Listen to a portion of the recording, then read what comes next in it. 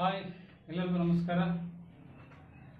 Welcomes you all today's wonderful session on cash flow statement. So ಇವತ್ತಿನ class cash flow statement numerical ಅಂದರೆ practical class ಅಂತ ಹೇಳ್ತೀವಿ ಅದು.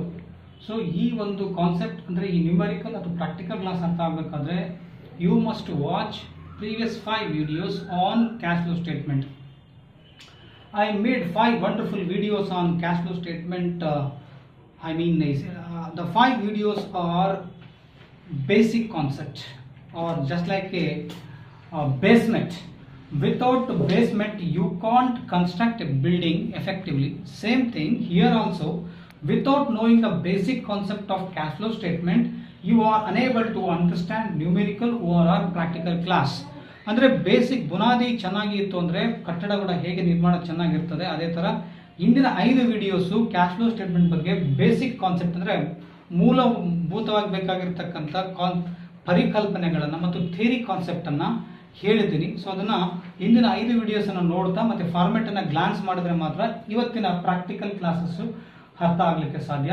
ಈ ಪ್ರಾಕ್ಟಿಕಲ್ ಕ್ಲಾಸಿಗೆ ಹೋಗೋದಕ್ಕಿಂತ ಮುಂಚೆ ಅಂದರೆ ನಾವೇನು ಹೇಳ್ತೀವಿ ನ್ಯೂಮರಿಕಲ್ ಕ್ಲಾಸಿಗೆ ಹೋಗೋದಕ್ಕಿಂತ ಮುಂಚೆ I am Akhi Maruti, and before the presentation, I am Akhi Maruti, Assistant Professor of Commerce, SKNG Government First Grade College, Gangavati. My email ID akhimaruti@gmail.com. My dear friends, this concept is not only for undergraduation, it is helps for post graduation like MCOM and MBA. ಇದು post graduation ಕೂಡ help ಆಗುತ್ತೆ MCOM ಮತ್ತು MBAಗೆ. ಮತ್ತು MCOM ಅಲ್ಲಿ ನಿಮಗೆ third ಸೆಮಿಸ್ಟ್ರಲ್ಲಿ accounting for manager decision ಅಂತ ಒಂದು ಸಬ್ಜೆಕ್ಟ್ ಇದೆ, ಅಲ್ಲಿ ಈ ಕಾನ್ಸೆಪ್ಟ್ ಮತ್ತೆ ರಿಪೀಟ್ ಆಗ್ತದೆ. ಜೊತೆಗೆ ಕೆಸೆಟ್ ಮತ್ತು ನೆಟ್ ಎಕ್ಸಾಮಿಗೆ ಸಂಬಂಧಪಟ್ಟಿರ್ತಕ್ಕಂಥ ಇಂದಿನ 5 ವಿಡಿಯೋಸು ಕೆಸೆಟ್ ಅಂಡ್ ನೆಟ್ ಎಕ್ಸಾಮಿನೇಷನ್ಗೆ ಹೆಚ್ಚಾಗಿ ಹೆಲ್ಪ್ ಆಗ್ತದೆ. ಕೆಸೆಟ್ ಮತ್ತು ನೆಟ್ ಇದು ಯಾವಾಗ ಕೆಸೆಟ್ ನೆಟ್ ಯಾವಾಗ ಬರ್ತದೆ ಅಂತ ಹೇಳಿದ್ರೆ ನೀವು MCOM ಅಥವಾ MBA. ಸೊ ನೀವು ಬೇಕಾದರೆ MCOM ಥರ್ಡ್ ಸೆಮಿಸ್ಟರ್ ಸಿಲೆಬಸ್ಸನ್ನು VSK ಯೂನಿವರ್ಸಿಟಿಗೆ ಸಿಲೆಬಸ್ ಇದೆ, ಅದನ್ನು MCOM ತೆಗೆದು ನೋಡಿದ್ರು ಕೂಡ ನಿಮಗೆ ಹೆಲ್ಪ್ ಆಗುತ್ತೆ. ಮತ್ತು ಕೆಸೆಟ್ಟಲ್ಲಿ ಕೂಡ ಅಥವಾ ನೆಟ್ ಎಕ್ಸಾಮಿನೇಷನ್ ಅಂದರೆ MCOM ಆದಮೇಲೆ ಅಥವಾ MBA ಆದಮೇಲೆ MBAಲಿ ಕೂಡ ಒಂದು ಅಕೌಂಟಿಂಗ್ ಫಾರ್ ಮ್ಯಾನೇಜರ್ ಡಿಸಿಷನ್ ಅಂತ ಒಂದು ಸಬ್ಜೆಕ್ಟ್ ಕೂಡ ಇದೆ, ಅದರಲ್ಲಿ ಕೂಡ ಇದ್ರ ಬಗ್ಗೆ ಪೂರ್ಣವಾಗಿರ್ತಕ್ಕಂಥ ಮಾಹಿತಿ ಸಿಗ್ತದೆ. ಈ ಕೆಸೆಟ್ ಮತ್ತು ನೆಟ್ ಎಕ್ಸಾಮಿನೇಷನ್ ಪೂರ್ತಿ ಆಗಿರ್ತಕ್ಕಂಥ ಒಂದು ಸಬ್ಜೆಕ್ಟು ಈ ಪಾಠದ ಬಗ್ಗೆ ಪೂರ್ತಿ ನಮಗೆ ಒಂದು ಏನು ಹೇಳ್ತೀವಿ ಕಮೆಂಟ್ ಬರಬೇಕಾದ್ರೆ ನೀವು ಇಂದಿನ 5 ವಿಡಿಯೋಸನ್ನು ವಾಚ್ ಮಾಡಲೇಬೇಕು. ಸೊ ಇಂದಿನ 5 ವಿಡಿಯೋಸ್ ವಾಚ್ ಮಾಡಿರಿ. ನಿಮಗೆ ಕಾಮರ್ಸ್ ಬೇಸ್ಡ್ ಮೇಲೆ ರಿಕ್ರೂಟ್ಮೆಂಟ್ ಏನಾಗ್ತದೆ, ಕೋರ್ಸ್ ಮೇಲೆ ಕೆಲವೊಂದು ರಿಕ್ರೂಟ್ಮೆಂಟ್ಸ್ ಆಗ್ತದೆ, ಕೆಲವೊಂದು ಈ ಥರ ಹೇಳಿದೆ. BCom ಮೇಲೆ ಆಗಿರ್ಬೋದು ಅಥವಾ MCOM ಮೇಲೆ ಕೆಲವೊಂದು ಕಾಮರ್ಸ್ ಬೇಸ್ಡ್ ರಿಕ್ರೂಟ್ಮೆಂಟ್ ಏನಾದರೂ ಸರ್ಕಾರ ಮಾಡಿದ್ರೆ ಅದರಲ್ಲಿ ಆಲ್ಮೋಸ್ಟ್ ಈ ಥರದ ಕ್ವಶನ್ಸ್ ಅರೈಸ್ ಆಗುತ್ತೆ. ನೀವು ಅನಿಸ್ತೀರಿ ನೋಡ್ಕೊಂಡು ಅಂದರೆ ಈ ಕಾನ್ಸೆಪ್ಟನ್ನು ಇಂದಿನ 5 ವಿಡಿಯೋಸನ್ನು ಫಾಲೋ ಮಾಡಿ. ನೆಕ್ಸ್ಟ್ ನ್ಯೂಮರಿಕಲ್ ಅಂದರೆ ಇಂದಿನ 5 ಕ್ಲಾಸಸ್ಸಲ್ಲಿ ನಾನು ಅಂದರೆ I have made 5 videos on cash flow statement. In 5 videos I have explained on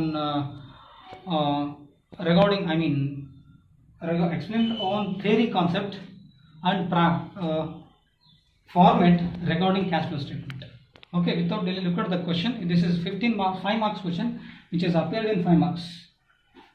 ನೋಡ್ರಿ, ಇದನ್ನು ನಾನು ಇಂತಾನು ಹೇಳಿದೆ, ಬರೀ ಎಕ್ಸಾಮಿನೇಷನ್ ಪಾಯಿಂಟ್ ಆಫ್ ಇಂದ ಬರೀ ಅಂಡರ್ ಗ್ರಾಜುಯೇಷನ್ಗೆ ಇಂಪಾರ್ಟೆಂಟ್ ಅಲ್ಲ. ಈ ಕಾನ್ಸೆಪ್ಟ್ ಫ್ಯೂಚರ್ ಓರಿಯೆಂಟೆಡ್ ಒಂದು ವಿಷನ್ ಇಟ್ಕೊಂಡು ಇಲ್ಲ ಚಾಪ್ಟರ್ಸನ್ನು ಲರ್ನ್ ಮಾಡಿ. ಇಂದಿನ 5 ವಿಡಿಯೋಸ್ ಬಂದು ಫ್ಯೂಚರ್ ಓರಿಯೆಂಟೆಡ್ ಇರ್ತಕ್ಕಂಥ ಒಂದು ಕಾನ್ಸೆಪ್ಟ್ ಬೇಸ್ಡ್ ಆಧಾರದ ಮೇಲೆ 5 ವಿಡಿಯೋಸನ್ನು ಮಾಡಿದ್ದೀನಿ. ಸೊ ನಿಮಗೆ ಮತ್ತೆ MCOM ಥರ್ಡ್ ಸೆಮಿಗೆ ಮತ್ತು MBA ಮಾಡೋ ಟೈಮ್ನಲ್ಲಿ ಮತ್ತು ಕಾಮರ್ಸ್ ರಿಕ್ರೂಟ್ಮೆಂಟ್ ಮೇಲೆ ಏನಾದರೂ ಸರ್ಕಾರ ಹುದ್ದೆಗಳನ್ನು ಹೈರ್ ಮಾಡ್ತಾ ಇದ್ದರೆ ಅಂಥ ಸಮಯದಲ್ಲಿ ಕಾನ್ಸೆಪ್ಟ್ಸ್ ಈಸಿ ಹೆಲ್ಪ್ ಆಗುತ್ತೆ. ಜೊತೆಗೆ MCOM ಮತ್ತು MBA ಮಾಡಿದ್ಮೇಲೆ ನೀವು ಕೆಸೆಟ್ ಮತ್ತು ನೆಟ್ ಎಕ್ಸಾಮಿನೇಷನ್ ಅದು ಅಸಿಸ್ಟೆಂಟ್ ಪ್ರೊಫೆಸರ್ ಆಗಲಿಕ್ಕೆ ಎಲಿಜಿಬಿಲಿಟಿ ಏನಿದೆ ಆ ಎಕ್ಸಾಮಿಗೆ ಕೂಡ ಇದು ಕಾನ್ಸೆಪ್ಟು ಅಲ್ಲಿ ಕೂಡ ಫ್ಯೂಚರಿಗೆ ಹೆಲ್ಪ್ ಆಗುತ್ತೆ. ಸೊ ಆ ಥರದ ಒಂದು ಉದ್ದೇಶ ಇಟ್ಕೊಂಡು ಈ ಮಾಡೆಲನ್ನು ಲರ್ನ್ ಮಾಡ್ತಾ ಹೋಗಿ. So from the following information calculate the cash from operating activities. Here this is 5 marks question. VSKUB 2019 5 marks. You can observe the question paper VSKB 2019 17 marks question paper. Okay, you can find this question. ಇದನ್ನು ಅಲ್ಲಿ ನೋಡ್ಬೋದು ನೀವು 2019 question ಪೇಪರ್ನಲ್ಲಿ. So ಇಲ್ಲಿ cash flow ಆಗಿರೋದ್ರಿಂದ ಇದು cash from operating activities ಇರೋದ್ರಿಂದ cash ಬರಲ್ಲ, ಇಗ್ನೋರ್ ಮಾಡಬೇಕು, ಬಿಟ್ಬಿಡಬೇಕು. ಇದನ್ನು ಡೈರೆಕ್ಟಾಗಿ ಕ್ಯಾಶ್ ಫ್ಲೋಗೆ ತೊಗೊಂಡು ಹೋಗಬೇಕು. ಇಲ್ಲಿ ಬರೀ cash, calculate the cash from operating activities. First Roman number 1. First Roman number 1 na find out ಮಾಡಬೇಕು. So cash point cash balance is to be ignored because this is transferred to cash flow statement. ಇದನ್ನ cash flow statement ಗೆ ತಗೊಂಡು ಹೋಗಬೇಕು ಅಂದ್ರೆ last ಗೆ ನಮಗೆ opening ಮತ್ತೆ closing opening balance ಅನ್ನು ಆಡ್ ಮಾಡಿದ್ಮೇಲೆ ಲಾಸ್ಟ್ ಗೆ ಕ್ಲೋಸಿಂಗ್ ಬ್ಯಾಲೆನ್ಸ್ ಕ್ಯಾಶ್ 4000 ಉಳಿಬೇಕು. ಅದನ್ನು ಲಾಸ್ಟ್ ಗೆ ಮೂರು ಆಕ್ಟಿವಿಟೀಸ್ ಮಾಡಿದಾಗ ಫೈನಾನ್ಸಿಂಗ್ ಆಕ್ಟಿವಿಟೀಸ್ ಮತ್ತೆ ಇನ್ವೆಸ್ಟಿಂಗ್ ಆಕ್ಟಿವಿಟೀಸ್ ಅಂತ ಕೆಳಗಡೆ ಇದಾವೆ. Investing and class financing activities, ಈ ಆಪರೇಟಿಂಗ್ ಆಕ್ಟಿವಿಟೀಸ್ ಮಾಡಿದ್ಮೇಲೆ ಇನ್ವೆಸ್ಟಿಂಗ್ ಮಾಡಿದ್ಮೇಲೆ ಫೈನಾನ್ಸಿಂಗ್ ಆದ್ಮೇಲೆ ಲಾಸ್ಟಿಗೆ ಬ್ಯಾಲೆನ್ಸಸ್ ಅಲ್ಲಿ ಬ್ಯಾಲೆನ್ಸ್ ಮಾಡಿದಾಗ ಲಾಸ್ಟಿಗೆ 4000 rupees ಕ್ಯಾಶ್ ಬ್ಯಾಲೆನ್ಸ್ ಉಳಿಬೇಕು. ಇದು ಕ್ಯಾಶ್ ಫ್ಲೋ ಸ್ಟೇಟ್ಮೆಂಟ್ಗೆ ಹೋಗುತ್ತೆ. ಡೆಟಾರ್ಸ್ ಸ್ಟಾಕ್ ಇದು current asset, this is also current assets, here current assets, prepaid expenses, accrued income, current assets. 1 2 3 4 5 current assets. Okay, here profit and loss account according to the format. ಇಂದಿನ question ನಾನು ಹೇಳಿದ್ನಲ್ಲ, ಇಂದಿನ questions ಅನ್ನ ಅಂದ್ರೆ ಇಂದಿನ classes ಏನಿದೆ, ಇಂದಿನ classes ಅಲ್ಲಿ ನಾನು ಹೇಳಿರ್ತಕ್ಕಂಥ format, once you look of the format which I have talk on which I spoke on for format of cash flow statement under AS3 and traditional method. ಈ ಕ್ಯಾಶ್ ಫ್ಲೋ ಸ್ಟೇಟ್ಮೆಂಟ್ AS3 ಪ್ರಕಾರ ಮತ್ತೆ traditional method ಪ್ರಕಾರ ಎರಡೂ ರೀತಿಯ format ಅನ್ನು explain ಮಾಡಿದ್ದೀನಿ ಇಂದಿನ sessions ಅನ್ನು ನೀವು ವಿಡಿಯೋನ ನೋಡ್ಕೊಂಡಾದ್ಮೇಲೆ ಫಾರ್ಮೆಟ್ ಅನ್ನು ಗ್ಲಾನ್ಸ್ ಮಾಡಿದಾದ್ಮೇಲೆ ಅದರ ಪ್ರಕಾರ ನೀವು ಫಾಲೋ ಆದರೆ ಇದು ಈಸಿ ಆಗುತ್ತೆ. ಸೊ ಇದು ಒಂದು ಸ್ಪೆಸಿಮನ್ ಇದೇ ರೀತಿ ಮಾಡಬೇಕಂತ ಇದೆ. ಬಿಕಾಸ್ ನಮಗೆ ಕ್ಯಾಶ್ ಫ್ರಮ್ ಆಪರೇಷನ್ ಅಂತ ಹೇಳಿದ್ರೆ operating activities, cash from operating exactly working capital ಎಷ್ಟೆಲ್ಲ ಚೇಂಜಸ್ ಆಯಿತು, ಮತ್ತೆ ಫಂಡ್ ಫ್ರಮ್ ಆಪರೇಷನ್ ಬೇಸಿಸ್ ಮೇಲೆ ನಾವು ಕ್ಯಾಶ್ ಫ್ರಮ್ ಆಪರೇಷನ್ ಮಾಡಬೇಕು. ಇಲ್ಲಿ ಫಂಡ್ ಫ್ರಮ್ ಆಪರೇಷನ್ ಮಾಡ್ಲಿಕ್ಕೆ ಆಗುತ್ತಾ, ಇಲ್ಲಿ ಫಂಡ್ ಫ್ರಮ್ ಆಪರೇಷನ್ ಮಾಡಲಿಕ್ಕೆ ಕೆಲವೊಂದು ಏನಾದರೂ ನಾನ್ ಆಪರೇಟಿಂಗ್ ಎಕ್ಸ್ಪೆನ್ಸ್ ಕೊಟ್ಟಿದ್ದಾರಾ, ನಾನ್ ಆಪರೇಟಿಂಗ್ ಇನ್ಕಮ್ಸ್ ಕೊಟ್ಟಿದ್ದಾರೆ ಅಂತ ನೋಡಿದ್ರೆ ಇಲ್ಲಿ ಬರೀ ಇಷ್ಟು ಕರೆಂಟ್ ಅಸೆಟ್ಸ್ ಆಯಿತು, ಮತ್ತೆ ಪ್ರಾಫಿಟ್ ಕೊಟ್ಟಿದ್ದಾರೆ. ಫಸ್ಟ್ ಇಯರ್ ಅಂದರೆ ನಾನ್ ಆಪರೇಟಿಂಗ್ ಎಕ್ಸ್ಪೆನ್ಸಸ್ ಅಂದರೆ depreciation, preliminary expense return of, good will return of, ಮತ್ತು ಟ್ರಾನ್ಸ್ಫರ್ ಟು ಜನರಲ್ ರಿಸರ್ವ್, ಈ ಥರದ್ದು ಕ್ವಶನ್ಸ್ ಅಂದರೆ ಈ ಥರದ ಐಟಮ್ಸ್ ಇಲ್ಲಿ ಯಾವ ಪ್ರೊವೈಡ್ ಮಾಡಿಲ್ಲ. ಕ್ಯಾಪಿಟಲ್ ಲಾಸಸ್ ಆಗಿರಲಿ, ನಾನ್ ಆಪರೇಟಿಂಗ್ ಎಕ್ಸ್ಪೆನ್ಸಸ್ ಆಗಿರಲಿ, ಹೇಳಿದಾಗ non operating expenses according to previous session format, look at the format, you can find plenty of non operating expenses which I have put in format. Format ಎಲ್ಲ ನಾವು ಹಾಕಿದ್ದೀನಿ, ಇನ್ನಿನ format ಇನ್ನಿನ ಕ್ಲಾಸಸ್ಸಲ್ಲಿ ನೀವು ನೋಡ್ಕೊಂಡಾಗ ಗೊತ್ತಾಗುತ್ತೆ. ಇಲ್ಲಿ ನಾನ್ operating expenses ಯಾವಿಲ್ಲ, ಅಂಡರ್ರೈಟಿಂಗ್ commission ಇಲ್ಲ, discount on shares ಇಲ್ಲ, discount on debentures ಇಲ್ಲ, preliminary expense return of ಇಲ್ಲ, ಗುಡ್ ವಿಲ್ ರಿಟರ್ನ್ ಆಫ್ ಇಲ್ಲ, ಡಿಪ್ರಿಸಿಯೇಷನ್ ಕೂಡ ಇಲ್ಲ, ಟ್ರಾನ್ಸ್ಫರ್ ಟು ಜನರಲ್ ರಿಸರ್ವ್ ಕೂಡ ಇಲ್ಲ. ಸೊ ಇಲ್ಲಿ ಯಾವ ಎಕ್ಸ್ಪೆನ್ಸಸ್ ಇಲ್ಲ ಅಂದ್ರೆ ಅವು ನಾನ್ ಆಪರೇಟಿಂಗ್ ಎಕ್ಸ್ಪೆನ್ಸ್ ಅವು ಯಾವ ಇಲ್ಲ. ಈಗ ನೆಕ್ಸ್ಟ್ ಬರೀ ಕರೆಂಟ್ ಅಸೆಟ್ಸ್ ಬಗ್ಗೆ ಹೇಳಿದಾಯ್ತು, ಇವಿಷ್ಟು current assets. Next profit and loss account. Here 40,000 becomes opening is 40,000, closing balance 50,000. Here 10,000 is increased. This is profit made during the year. Okay, here look at this, cash do not taken into account, but rest of the items should be considered one by one. Look at this, here 10,000 used to be increased, but here debtors minus 10,000 decrease, here increase 20,000, here 20,000 increased. ಇಲ್ಲಿ 20,000 ರೂಪಾಯಿ ಜಾಸ್ತಿ ಆಯಿತು, ಇಲ್ಲಿ 10,000 ರೂಪಾಯಿ ಕಡಿಮೆ ಆಯಿತು. ಈ cash ಅನ್ನು ಬಿಟ್ಬಿಡ್ರಿ, ಕ್ವಶನಲ್ಲಿ ಬಂದಿದೆ ಬಟ್ ಇಗ್ನೋರ್ ಮಾಡಿ. ಇಲ್ಲಿ 10,000 ರೂಪಾಯಿ ಕಡಿಮೆ ಆಯಿತು, ಬಿಲ್ಸ್ ರಿಸೀವಬಲ್ 2,000 ರೂಪಾಯಿ ಕಡಿಮೆ ಆಯಿತು, ಮೈನಸ್ ಡಿಕ್ರೀಸ್ ಆಯಿತು, ಇದಷ್ಟೇ ಇನ್ಕ್ರೀಸ್ ಆಗಿದೆ. Next prepaid expenses current assets, ಇದು ಕೂಡ ಇನ್ಕ್ರೀಸ್ ಆಗಿದೆ, plus 2,000 rupees. Next accrued incomes ಇದು ಡಿಕ್ರೀಸ್ ಆಗಿದೆ 4,000. ನೆಕ್ಸ್ಟ್ ಇದು 10,000 rupees ಆಯಿತು. ನೆಕ್ಸ್ಟ್ ಬ್ಯಾಂಕ್ ಓವರ್ ಡ್ರಾಫ್ಟ್ ಇದು ಕೂಡ ಡಿಕ್ರೀಸ್ ಆಗಿದೆ 5,000. ನೆಕ್ಸ್ಟ್ ಕ್ರೆಡಿಟಾರ್ಸ್ ಇನ್ಕ್ರೀಸ್ ಆಗಿದೆ 18,000, 18,000 ರೂಪಾಯಿ ಜಾಸ್ತಿ ಆಯಿತು, 10,000 ಇರೋದು. Next proposed dividend, it is comes under current liabilities. These are current liabilities, bank over draft, creditors, proposed dividend, tax provision. Okay, ಇಲ್ಲಿ ಕ್ರೆಡಿಟಾರ್ಸ್ 18,000 ರೂಪಾಯಿ ಜಾಸ್ತಿ ಆಗಿದೆ, ಪ್ರಪೋಸ್ಡ್ ಡಿವಿಡೆಂಡ್ 2,000 ರೂಪಾಯಿ ಜಾಸ್ತಿ ಆಗಿದೆ. ನೆಕ್ಸ್ಟ್ ಟ್ಯಾಕ್ಸ್ ಪ್ರಾವಿಷನ್ ಡಿಕ್ರೀಸ್ ಆಗಿದೆ 2,000. So here we have to classify, we should classify which are current assets, which are current liabilities. We have already classified. In these cases, which items must be added back to the net profit, which items must be subtract, or which current assets or current liabilities, which current assets, which current liabilities. increase or decrease? First look into question. Look into the question. ಇಲ್ಲಿ question ಇದಿಷ್ಟು ನಾವು bifurcation ಮಾಡಿದ್ವಿ. ಇದು 5 marks ಬಂದಿದೆ. Okay, ಈಗ debtors 10,000 ರೂಪಾಯಿ ಕಡಿಮೆ ಆಯ್ತಾ? So according to the previous class ಮತ್ತು ಇನ್ ಪ್ರೀವಿಯಸ್ ಕ್ಲಾಸ್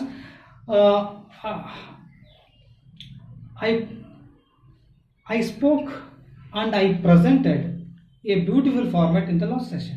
ಇಂದಿನ ತರಗತಿಯಲ್ಲಿ ಒಂದು ಫಾರ್ಮೆಟ್ ಹಾಕಿ ಒಂದು ಫಸ್ಟ್ ಕ್ಲಾಸಾಗಿ ಎಕ್ಸ್ಪ್ಲೇನ್ ಮಾಡಿದ್ದೀನಿ. ಆ ಫಾರ್ಮೆಟ್ ಪ್ರಕಾರ ಅಂದರೆ ಅಕೌಂಟಿಂಗ್ ಸ್ಟ್ಯಾಂಡರ್ಡ್ 3 ಏನಿದೆ ಫಾರ್ಮೆಟ್ ಅದ್ರ ಪ್ರಕಾರ ಇಲ್ಲಿ decrease in current assets net ಪ್ರಾಫಿಟ್ಗೆ ಆ್ಯಡ್ ಮಾಡಬೇಕು, ಇನ್ಕ್ರೀಸ್ ಇನ್ ಕರೆಂಟ್ ಲಯಬಿಲಿಟೀಸ್ನು ಆ್ಯಡ್ ಮಾಡಬೇಕು. ಅದಕ್ಕೆ ಉಲ್ಟಾ increase in current assets decrease in current ಲಯಬಿಲಿಟೀಸ್ನ ಸಬ್ಸ್ಟ್ರಾಕ್ಟ್ ಮಾಡಬೇಕು. ಅದನ್ನು ನಾನು ಇಲ್ಲಿ ಮಾಡಿದ್ದೀನಿ solution. Okay, cash flow from operating activities. Here profit made during the year 50,000 minus 40,000, 10,000 is profit. So according to the question 10,000. So look at this, which items increased or which items decreased. First look into the question. ಇಲ್ಲಿ ಯಾವ increase ಆಯಿತು ಯಾವ decrease ಅಂತ ಇದ್ರ basis ಮೇಲೆ ನಾವು ಬಿಡಿಸ್ತಾ ಹೋಗೋದು. ನೋಡಿ ಇಲ್ಲಿ adjustment for non fund items. Here non-operating expenses is not given in the question. Now adjustment for non-fund items ಅಂದರೆ ಇದು profit for the year opening closing 50,000, opening 40,000 ಇತ್ತು, 10,000 ರೂಪಾಯಿ ಹಾಕಿದ್ದೀನಿ ಅಲ್ಲಿ ಕ್ವಶನಲ್ಲಿ ಇರೋ ಥರ. ಅದೇ adjustment for non fund items ಅಥವಾ ನಾನ್ ಆಪರೇಟಿಂಗ್ ಎಕ್ಸ್ಪೆನ್ಸ್ ಕ್ವಶನಲ್ಲಿ ಕೊಟ್ಟಿಲ್ಲ, ಹಾಗಾಗಿ ನಿಲ್ ಹಾಕಿದ್ದೀನಿ. ಸೊ ಹಾಗೆ ಅದನ್ನ 10,000 ರೂಪೀಸ್ ಹಾಗೆ ಹಾಗೆ ಪ್ರೆಸೆಂಟ್ ಮಾಡಿ. Operating profit before working capital are working capital changes. Working capital changes 10,000. Next, had decrease in current assets and increase in current liabilities. So this is the first item handed back to the operating profit before working capital changes. So here working capital means what? Difference between current assets and current liabilities. Before ascertaining the working capital, the net operating profit was 10,000. ಅಂದರೆ working capital ಅನ್ನು ಕಂಡುಹಿಡಿಯೋದಕ್ಕಿಂತ ಮುಂಚೆ operating profit ಎಷ್ಟಿತ್ತು? 10,000 ರೂಪಾಯಿ ಇತ್ತು. So ಈಗ decrease in current assets ಮತ್ತೆ increase in current liabilities ಅಂದರೆ ಈ ಕೊಟ್ಟಿರ್ತಕ್ಕಂಥ ಏನು ಐಟಮ್ಸ್ ಏನು ಹೇಳಿದ್ನಲ್ಲ ಇದರಲ್ಲಿ ಇನ್ಕ್ರೀಸ್ ಆಗಿರೋವು ಕರೆಂಟ್ ಲಯಬಿಲಿಟೀಸ್ ಆ್ಯಡ್ ಮಾಡಬೇಕು, ಡಿಕ್ರೀಸ್ ಆಗಿರೋವು ಲೆಸ್ ಮಾಡಬೇಕು. ಓಕೆ, ಇಲ್ಲಿ ಡೆಟರ್ಸ್ ಡಿಕ್ರೀಸ್ ಆಗಿದೆ 10,000 ರೂಪಾಯಿ, ಇದನ್ನು ಹಾಕಬೇಕು. ನೆಕ್ಸ್ಟ್ ಸ್ಟಾಕ್ ಬರಲ್ಲ. ನೆಕ್ಸ್ಟು ಬಿಲ್ಸ್ ರಿಸೀವಬಲ್ ಡಿಕ್ರೀಸ್ ಆಗಿದೆ, ಇದನ್ನು ತಗೋಬೇಕು 2,000. ಪ್ರೀಪೇಡ್ ಎಕ್ಸ್ಪೆನ್ಸ್ ಜಾಸ್ತಿ ಆಗಿದೆ, ಇದು ಬರಲ್ಲ ಯಾವುದಕ್ಕೆ? Add ಐಟಮ್ಗೆ. Next accrued incomes decrease ಆಗಿದೆ 4,000, ಇದನ್ನು ಹಾಕಬೇಕು. ನೆಕ್ಸ್ಟು ಇದಾದ ನಂತರ 10,000 ರೂಪಾಯಿ ಹಾಕಿರ್ತೀವಿ ಫಸ್ಟಿಗೆ profit made during the year ಅಂತೇಳಿ. ಬ್ಯಾಂಕ್ ಆರ್ಡರ್ 50,000 ಇರೋದು 45,000 ರೂಪಾಯಿ ಆಯಿತು, ಇದು ಬರಲ್ಲ. ನೆಕ್ಸ್ಟ್ ಕ್ರೆಡಿಟರ್ಸ್ ಜಾಸ್ತಿ ಆಗಿದೆ 18,000 ರೂಪಾಯಿ ಬರುತ್ತೆ. ನೆಕ್ಸ್ಟ್ ಪ್ರಪೋಸ್ಡ್ ಡಿವಿಡೆಂಡ್ 10,000 12,000 ರೂಪಾಯಿ ಆಗಿದೆ, 2,000 ರೂಪಾಯಿ ಜಾಸ್ತಿ ಆಯಿತು. ಸೊ ಇವೆರಡು ಅಂದರೆ ಕ್ರೆಡಿಟರ್ಸ್ ಮತ್ತು ಪ್ರಪೋಸ್ಡ್ ಡಿವಿಡೆಂಡ್ ಹಾಕಿದೆ. Creditors 60,000 becomes 78,000 according to the question. ಅಲ್ಲೇನು ಕ್ವಶನಲ್ಲಿ ಏನಾಗಿದೆ ಅದನ್ನೇ ಹಾಗೆ ಬರೆದಿದ್ದೀನಿ. ಡೆಟರ್ಸ್ 40,000 ರೂಪಾಯಿ ಓಪನಿಂಗ್ ಇತ್ತು, 50,000 ರೂಪಾಯಿ ಆಯಿತು, 10,000 ರೂಪಾಯಿ ಜಾಸ್ತಿ ಆಯಿತು. ನೆಕ್ಸ್ಟ್ ಬಿಲ್ಸ್ ರಿಸೀವಬಲ್ ಕೂಡ ಹಾಗೆ 8,000 ರೂಪಾಯಿ ಇರೋ ಬಿಲ್ಸ್ ರಿಸೀವಬಲ್ 10,000 ರೂಪಾಯಿ ಆಯಿತು. ಅಂದರೆ opening here bills 10,000 become 8,000. Debtors also 50,000 becomes 40,000. ಅಂದರೆ ಡೆಟರ್ಸ್ 50,000 ಹೋಗಿ 40,000 ಆಯಿತು, 10,000 ರೂಪಾಯಿ ಕಡಿಮೆ ಆಯಿತು. ಡಿಕ್ರೀಸ್ ಇನ್ ಕರೆಂಟ್ ಅಸೆಟ್ಸ್, ಇದು current assets. And increase in current liabilities, current assets ಕಡಿಮೆ ಆಗಿರಬೇಕು, ಕರೆಂಟ್ ಲಯಬಿಲಿಟೀಸು ಜಾಸ್ತಿ ಆಗಿರಬೇಕು. ಸೊ ನೋಡ್ಬೇಕಿಲ್ಲಿ ಡೆಟರ್ಸ್ 50,000 ಇರೋದು 40,000 ರೂಪಾಯಿ ಆಯ್ತು ಅಂದರೆ 10,000 ರೂಪಾಯಿ ಕಡಿಮೆ ಆಯಿತು. ನೆಕ್ಸ್ಟ್ ಬಿಲ್ಸ್ ರಿಸೀವಬಲ್ 10,000 ಇರೋದು 8,000 ರೂಪಾಯಿ ಆಯಿತು, 2,000 ರೂಪಾಯಿ ಕಡಿಮೆ ಆಯಿತು. ಇದೆಲ್ಲ ಎಲ್ಲಿದೆ ಅಂದರೆ ಕ್ವಶನಲ್ಲಿ ಇದೆ. Once you look at the question you can find the whole information. So question based ಮೇಲೆ ನಾನು ಇಲ್ಲಿ ಒಂದ್ಸತಿ ನೀವು ಕ್ವಶನ್ ಅನ್ನು ಬರ್ಕೊಂಡ ಮೇಲೆ ಆಮೇಲೆ ಆನ್ಸರ್ ಅನ್ನು ನೋಡ್ಕೊಂಡ್ರೆ ನಿಮಗೆ ಈಸಿಯಾಗಿ ಅರ್ಥ ಆಗುತ್ತೆ. ನೋಡ್ಬೇಕು ಈಗ ನೆಕ್ಸ್ಟ್ ಈ ಕಡೆ ಆನ್ಸರ್ ಬನ್ನಿ. So okay, accrued incomes 10,000 becomes 10,000 becomes 6,000. 10,000 becomes 6,000. 4,000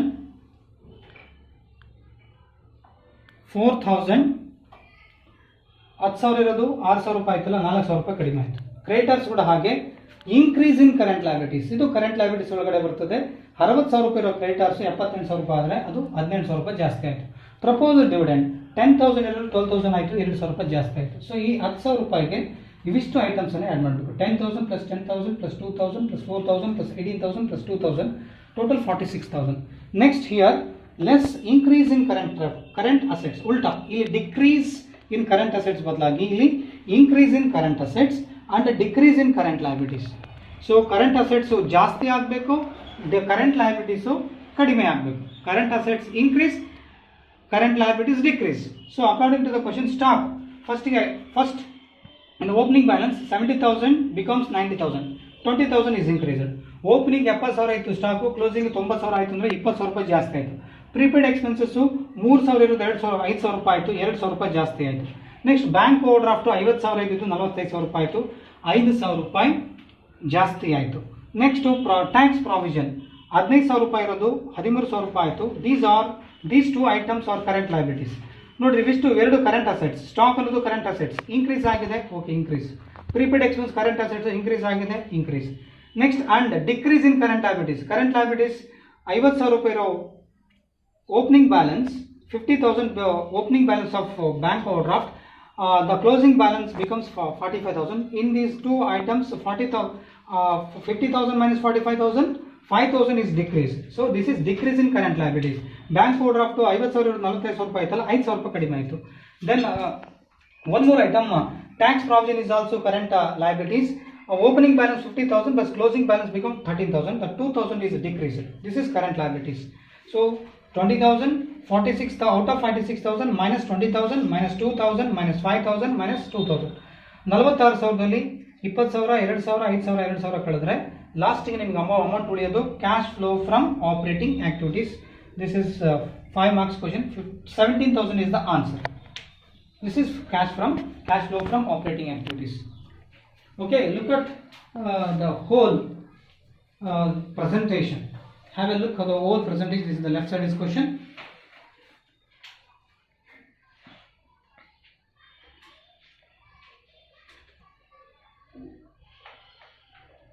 Okay, right side ಏನಿದೆ ಅದು ಆನ್ಸರ್, ಲೆಫ್ಟ್ ಸೈಡ್ ಅಲ್ಲಿ ಕ್ವಶನ್. ಇದು 17,000 ರೂಪಾಯಿ answer, cash flow from operating activities. 15 marks question ನೋಡೋಣ. ನೆಕ್ಸ್ಟ್ 15 marks ಇದು ಇಲಿಸ್ಟ್ರೇಷನ್ ಆಗಿರ್ಬೋದು, but it is question appeared in 2019 question paper for 15 marks. Okay, the statement of assets and liabilities of Veeresh Limited is as follows. Here particulars, note number 2004 and 2015 is given.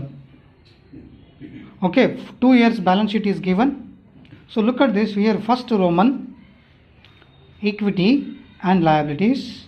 Here equity and liabilities one by one. Under equity and liabilities, look at this one by one. First one, shareholders fund. Shareholders fund consists of share capital, reserve and surplus. ಈ equity and liabilities first start ಆಯಿತು. 2 ವರ್ಷದ balance sheet ಇದೆ, ಒಂದು 2014, 2015. So share holders fund ಅಂತ ಹೇಳಿದ ಕೂಡಲೇ share capital ಮತ್ತು reserve and surplus ಎರಡೂ ಬರ್ತದೆ. ಸೊ ಎರಡೂ ಶೇರ್ ಹೋಲ್ಡರ್ಸ್ ಫಂಡ್ ಆಗ್ತದೆ. ಹಾಗಾಗಿ ಅಮೌಂಟ್ ಕಾಲಮ್ನಲ್ಲಿ share capital 2 lakh, reserve and surplus 3,92,000 ರೂಪಾಯಿ ಇದೆ. ಸೊ ಇವೆರಡನ್ನ ಟೋಟಲ್ ಮಾಡಿದರೆ 5,92,000 ಆಗುತ್ತೆ. ಸೊ ಈ 5,92,000 2014 ಆಯಿತು. ಸೊ ಇಲ್ಲಿ ನೀವು ಗಮನಿಸಬೇಕಾಗಿರೋದು ಒಂದು ಪಾಯಿಂಟ್ ಏನಂದರೆ, ಶೇರ್ ಕ್ಯಾಪಿಟಲ್ 2 ಲಕ್ಷ ಇರೋದು, 2 ಲಕ್ಷ ಓಪನಿಂಗ್ ಇದೆ, ಕ್ಲೋಸಿಂಗ್ 2 ಲಕ್ಷ ಇದೆ, ನೋ ಚೇಂಜಸ್, ಏನು ಚೇಂಜಸ್ ಆಗಿಲ್ಲ. ಸೊ ಹಾಗಾಗಿ ಇದು issue of shares, issue of repayment of debentures ಅಂತ ಏನು ಹಿಂದಿನ ಥರ ಥಿಯರಿ ಕ್ಲಾಸಸ್ ಹೇಳಿದ್ನಲ್ಲ, ಆ ಥರದ್ದು ಇಲ್ಲಿ ಬರಲಿಕ್ಕೆ ಅಂದರೆ ಆ ಥರದ್ದು ಐಟಮ್ಸ್ ಇಲ್ಲಿ ಗೋಚರಿಸಲಿದೆ. ಅಂದರೆ ಟ್ರೇಸ್ ಔಟ್ ಮಾಡೋ ಅವಶ್ಯಕತೆ ಇಲ್ಲ. ಸೊ ರಿಸರ್ವ್ ಆ್ಯಂಡ್ ಸರ್ಪ್ಲಸ್ಸು ಈ 3,92,000, ಇಲ್ಲಿ 2015ರಲ್ಲಿ 3,96,000 ರೂಪಾಯಿ ಇದೆ. ಇವೆರಡೂನಲ್ಲಿ ಕೆಳಗಡೆ ನೋಟ್ಸ್ ಅಂತ ಕೊಟ್ಟಿದ್ದಾರೆ, ಅದ್ರ ಕೆಳಗಡೆ ನೋಡೋಣ. ಕೆಳಗಡೆ ನೋಟ್ಸ್ ಟು ಅಕೌಂಟ್ಸ್ ಅಂತೇಳಿ ನೋಟ್ ನಂಬರ್ 1, ನೋಟ್ ನಂಬರ್ 2 ಕೊಟ್ಟಿರ್ತಾರೆ. ನೋಡೋಣ. ಈ ಶೇರ್ ಕ್ಯಾಪಿಟಲಲ್ಲಿ 2 ಲಕ್ಷ ರೂಪಾಯಿ ಓಪನಿಂಗ್ ಕ್ಲೋಸಿಂಗ್ ಇದೆ. ಈ ನೋಟ್ ನಂಬರ್ 1ನಲ್ಲಿ ಶೇರ್ ಕ್ಯಾಪಿಟಲು ಏನು ಎಷ್ಟು ಟೈಪ್ಸ್ ಶೇರ್ ಕ್ಯಾಪಿಟಲ್ ಇದೆ, whether the capitals are given in both like ಈ preference share capital and equity share capital. First we have to we should concentrate the balance sheet. Then after below the balance sheet we will have some notes to accounts. ಈ balance ಶೀಟನ್ನು explain ಮಾಡಿದಾದ್ಮೇಲೆ ಕೆಳಗಡೆ notes ಇದೆ, ಆ notes ಕೂಡ ನಾವು follow up ಮಾಡಬೇಕಾಗುತ್ತೆ. Okay, ಈಗ ರಿಸರ್ವ್ ಆ್ಯಂಡ್ ಸರ್ಪ್ಲಸ್ ಅಂತ ಹೇಳಿದ್ಕೊಳ್ಳೆ 2014 reserve and surplus was 3,92,000. What reserve and surplus included in the form of rupees 3,92,000. The whole amount is treated as reserve or profit. ಈ 3,92,000 ರೂಪಾಯಿ ಅನ್ನೋದು ಬರೀ ರಿಸರ್ವ್ ಅಷ್ಟೇ ಒಳಗೊಂಡಿದೆನಾ ಮತ್ತು ಸರ್ಪ್ಲಸ್ ಕೂಡ ಇದೆ. ನನ್ನ ಕೆಳಗಡೆ ನೋಟ್ ನೋಡೋಣ. ಇದು ಕೂಡ ಅಷ್ಟೇ 3,96,000 ಇದೆ 2015ಗೆ. ಇದು ಬರೀ 3,96,000 ಇಲ್ಲಿ ಅಷ್ಟು ಬರೀ ರಿಸರ್ವ್ ಅಷ್ಟೇ ಇದೆನಾ ಅಥವಾ in case profit and loss ಅಥವಾ ಸರ್ಪ್ಲಸ್ ಏನಾದರೂ ಇದೆನಾ? Whether 3,96,000 in 2015, 3,96,000 is total is reserve or surplus. We will see in the below the balance sheet like under note number 2. Okay, ಈ ನೋಟ್ ನಂಬರ್ 2ನಲ್ಲಿ 3,92,000 3,96,000 ಏನೆಲ್ಲ ಒಳಗೊಂಡಿದ್ದನ್ನು ಕೆಳಗಡೆ ನೋಡೋಣ. Next long term borrowings, non current liabilities. Long term borrowings note number 3, 1,24,000 1,80,000. 1,24,000 is opening balance, 1,80,000 is closing balance. So here, so ಇಲ್ಲಿ 1,24,000 1,80,000 ಅಂದರೆ ಜಾಸ್ತಿ ಆಯಿತು. So in the first year 1,24,000 long term borrowings opening balance, but closing balance 1,80,000. The difference is to be treated as issue of debentures.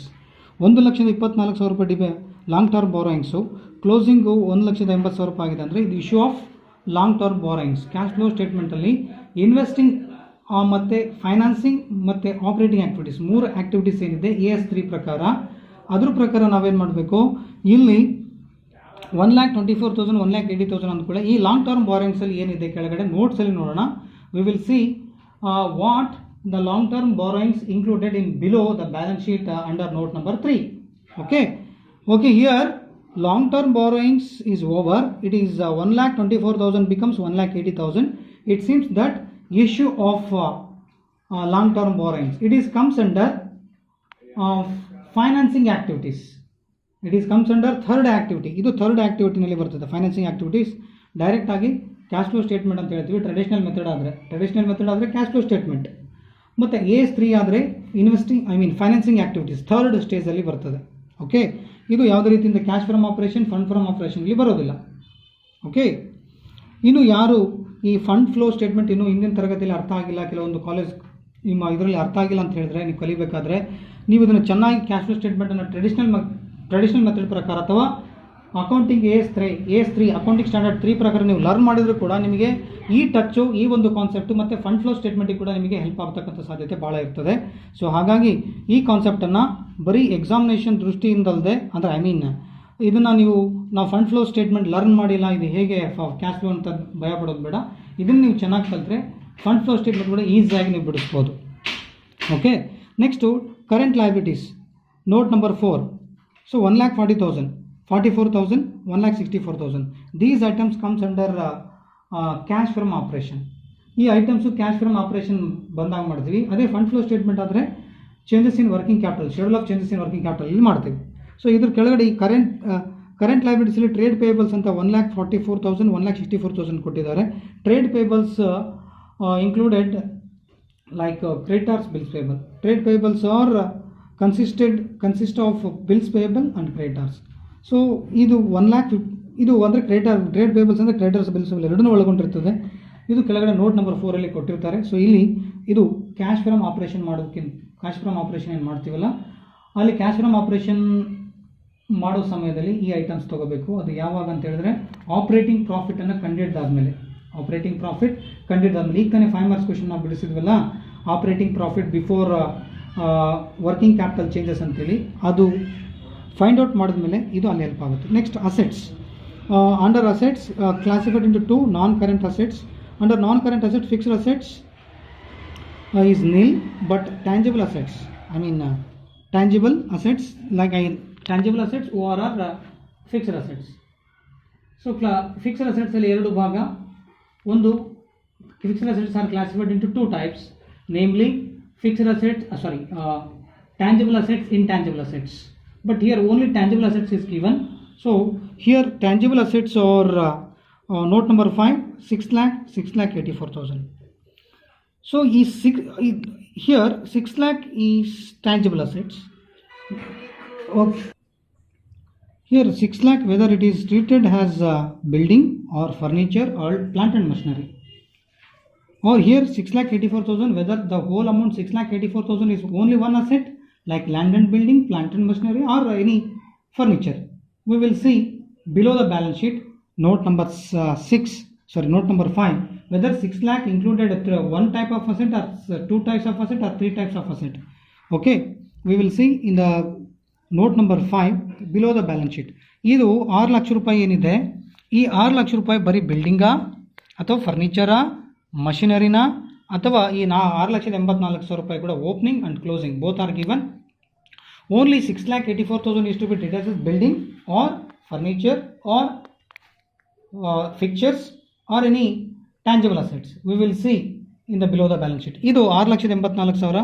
ಈ 6 ಲಕ್ಷ ರೂಪಾಯಿ ಬರೀ fixed asset tangible assets ಅಂತ ಹೇಳಿದ್ಕೊಳ್ಳೆ ಬರೀ building ಅಷ್ಟೇ ಇರುತ್ತಾ ಅಥವಾ ಫರ್ನಿಚರ್ ಅಷ್ಟೇ ಇರುತ್ತಾ ಅಥವಾ ಯಾವುದಾದ್ರು ಒಂದು ಸಿಂಗಲ್ ಅಸೆಟ್ ಅಂತ ಅನ್ಕೋಬೇಕಂದ್ರೆ ನಾವು ಕೆಳಗಡೆ ಈ ಬ್ಯಾಲೆನ್ಸ್ ಶೀಟ್ ಕೆಳಗಡೆ ನೋಟ್ ಕೊಟ್ಟಾರೆ, ಕೆಳಗಡೆ ನೋಟನ್ನು ನೋಡೋಣ. ನೋಟ್ ನಂಬರ್ 5 ಅನ್ನು ಕೆಳಗಡೆ ನೋಡೋಣ. ನೆಕ್ಸ್ಟ್ ಇದಾದ ನಂತರ ಕರೆಂಟ್ ಅಸೆಟ್ಸ್. ಇಲ್ಲಿ ಅಸೆಟ್ಸಲ್ಲಿ two types, non current assets ಆಯಿತು. ಕರೆಂಟ್ ಅಸೆಟ್ಸಲ್ಲಿ inventory note number 6 1,88,000. So this is comes under calculation of cash flow from operating cash flow from operating activities. Cash from operation ಏನಂತ ಹೇಳ್ತೀವಿ ಅಲ್ಲಿ ನಿಮಗೆ ಇದು ಬರುತ್ತೆ. ಕ್ಯಾಶ್ ಫ್ರಮ್ ಆಪರೇಷನ್ ಮಾಡಬೇಕಾದ್ರೆ ಈ 1 lakh ಮತ್ತು 88,000 ಇವೆರಡನ್ನು ನಾವು ಆಪರೇಟಿಂಗ್ ಪ್ರಾಫಿಟನ್ನು ಕಂಡುಹಿಡಿದ್ವಿ. ಈಗ ತಾನೇ 5 ಮಾರ್ಕ್ಸ್ ಮಾಡಿದ್ವಲ್ಲ, 5 ಮಾರ್ಕ್ಸಿಗೆ ಅಲ್ಲಿ ಆಪರೇಟಿಂಗ್ ಪ್ರಾಫಿಟನ್ನು ಕಂಡುಹಿಡಿದ ಮೇಲೆ operating profit before changes in working capital ಏನು ಮಾಡಿದ್ವಲ್ಲ, operating profit before working capital changes ಏನು ಮಾಡಿದ್ವಲ್ಲ ಅಲ್ಲಿ ಇದು ಕೆಳಗಡೆ ಇನ್ಕ್ರೀಸ್ ಮತ್ತು ಡಿಕ್ರೀಸ್ ಇನ್ ಕರೆಂಟ್ ಅಸೆಟ್ಸ್ ಮತ್ತು ಕರೆಂಟ್ ಲಯಬಿಲಿಟೀಸ್ ಮಾಡಲಿಕ್ಕೆ ಇದು ಹೆಲ್ಪ್ ಆಗುತ್ತೆ. ನೆಕ್ಸ್ಟ್ ಟ್ರೇಡ್ ರಿಸೀವಬಲ್ಸ್, ಅದು ಕೂಡ ಹಾಗೆ ನೋಟ್ ನಂಬರ್ 7 1,53,600. ಈ 1,53,600 ಈ whether these trade receivables included only debtors or bills receivable, we will see in the below the balance sheet. Okay, trade receivables 1,40,000 included basically debtors and bills receivable. So here also 1,40,000 first opening, closing 1,53,600 is over. These these inventory and trade receivables, these two items must be shown after finding the operating profit before working capital. While we calculating cash flow from operating activities or calculation of cash from operation.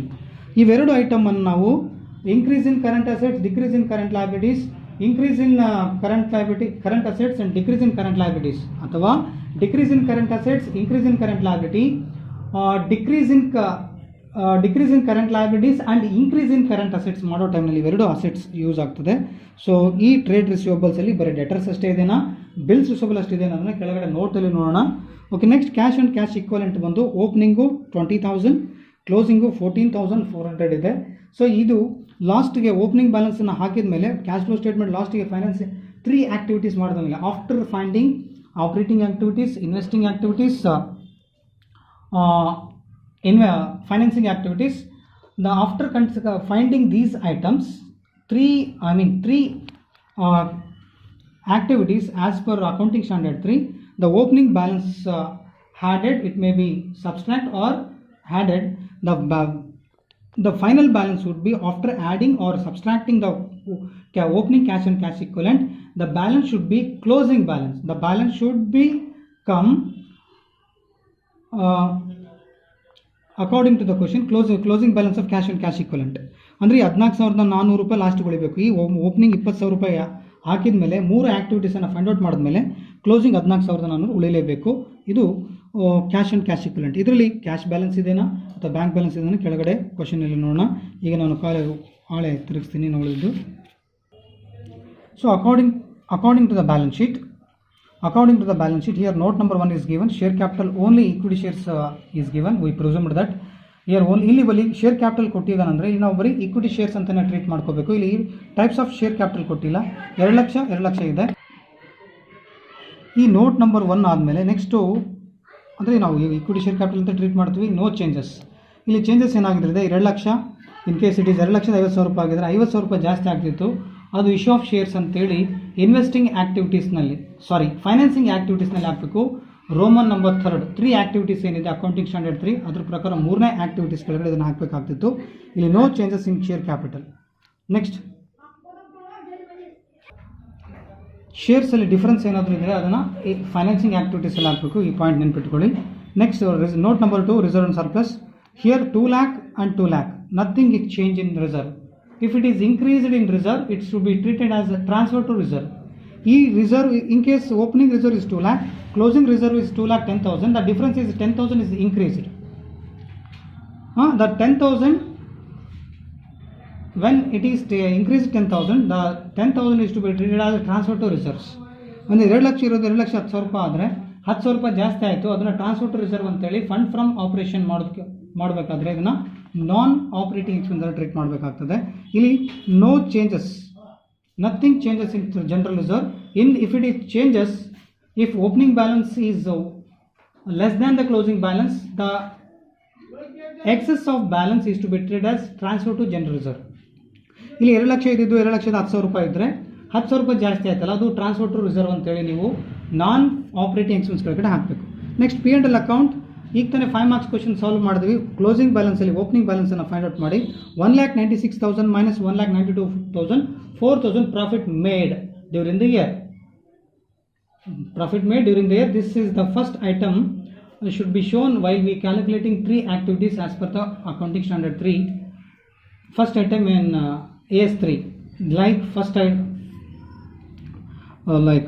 item like we have to show profit made during the year, as we did in 5 marks. No, the same we have to show first, like profit made during the year 4,000. ಇದು 1,94,090 1,96,000 ಏನಿದೆ. So 1,96,000 ಅಂದರೆ 4,000 ಜಾಸ್ತಿ ಆಯಿತು, ಅದನ್ನು ನಾವು profit made during the year ಅಂತೇಳಿ first cash flow statement ಮಾಡಬೇಕಾದ್ರೆ accounting standard 3ನಲ್ಲಿ ಫಸ್ಟ್ ಐಟಮ್ ತೋರಿಸಬೇಕು. Next long term borrowings. According to the balance sheet information, long term borrowings included 2: loan from company, loan from bank. Here loan from the company 80,000 is given. It is directly transferred under financing activities. Financing activities is to be shown, financing activities in third Roman number. Okay, loan from bank 1,24,000 is the opening balance, closing balance is 1 lakh. The difference between these opening balance is higher than closing balance. The 24,000 is to be treated as repayment. It should be shown under financing activities. Financing activities 24,000 should be shown. 24,000 should be shown under financing activities. Okay, 1,24,000 ಇರೋದು 1 ಲಕ್ಷ ಆಯ್ತಲ್ಲ, 24,000 ರೂಪಾಯಿ automatic ಕಡಿಮೆ ಆಯ್ತು ಅಂದರೆ ಇದು ಮರುಪಾವತಿ ಆಗಿದೆ. Next ಅದೇ ಥರ ಲೋನ್ ಫ್ರಮ್ ಕಂಪನಿ 80,000 ರೂಪಾಯಿ ಇದೆ. ಇದು ನಾವೇನಂತ ಟ್ರೀಟ್ ಮಾಡಬೇಕು, 1 ಲ್ಯಾಕ್ ರೂಪಾಯಿ issue of lone from bank ಅಂತ ಟ್ರೀಟ್ ಮಾಡಬೇಕು. Issue of lone from bank ಅಂತೇಳಿ 80,000 ರೂಪೀಸ್ ತೋರಿಸ್ಬೇಕಿದ್ದು. ಫೈನಾನ್ಸಿಂಗ್ ಆ್ಯಕ್ಟಿವಿಟೀಸ್ ನಿನ್ನೆ ನಾನು ಫಾರ್ಮೇಟ್ ಏನು ಎಕ್ಸ್ಪ್ಲೇನ್ ಮಾಡಿದ್ನಲ್ಲ ಅದ್ರ ಪ್ರಕಾರ ಇನ್ನು ಫೈನಾನ್ಸಿಂಗ್ ಆ್ಯಕ್ಟಿವಿಟೀಸ್ 3ನೇ ಸ್ಟೇಜಲ್ಲಿ 3ನೇ ಹೆಡ್ಡಲ್ಲಿ ತೋರಿಸಬೇಕು. Next trade payables, creditors, only one item creditors is there. It should be shown under cash from operation. Here opening creditors is 1,44,000, closing is 1,64,000. It means 24,000 is to be increased. So this item must be added to the operating profit before changes in working capital. Okay, ಇದನ್ನ operating profit before changes in working capital ಮಾಡೋ ಸಮಯದಲ್ಲಿ ಇದನ್ನ add ಮಾಡಬೇಕು, because it is increasing current liabilities. Next here note number 5, assets, tangible assets according to the balance sheet information. Tangible assets are include land, building, machinery. Here look at this, land 80,000, 1,20,000. in these two amount 80,000 becomes 1,20,000. the difference is 40,000 is to be treated as purchase of building or land. Building 2 lakh, then 2 lakh, then 2,20,000. The 20,000 is to be increased.